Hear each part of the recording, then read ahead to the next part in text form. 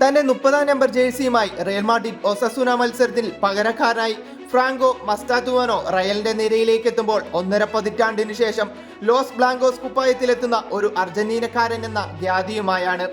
2010-ൽ ബെൻഫിക്കയിൽ നിന്നും Angel Di Maria Real മാഡ്രിഡിൽ എത്തിയതിനു ശേഷം മറ്റൊരു അർജന്റീന താരവും ആ വെള്ളക്കുപ്പായം അണിഞ്ഞിട്ടില്ല.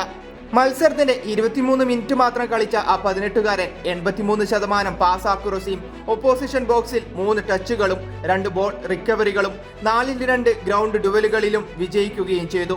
ഒരു സക്സസ്ഫുൾ ക്രോസ് എന്നിവയുമായി താൻ റയൽ മാഡ്രിഡിന്റെ വെള്ളക്കുപ്പായം അണിഞ്ഞതിന്റെ കാരണം ഓരോന്നായി എടുത്തുകാട്ടി.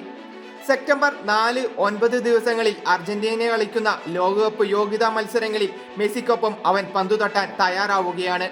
റയൽ മാഡ്രിഡിന്റെ പ്രതീക്ഷകൾക്ക് വെള്ളി വെളിച്ചം നൽകാൻ ഫ്രാങ്കോ എന്ന 18-കാരന് കഴിയും എന്ന് തന്നെയാണ് ഫുട്ബോൾ ലോകവും കരുതുന്നത്.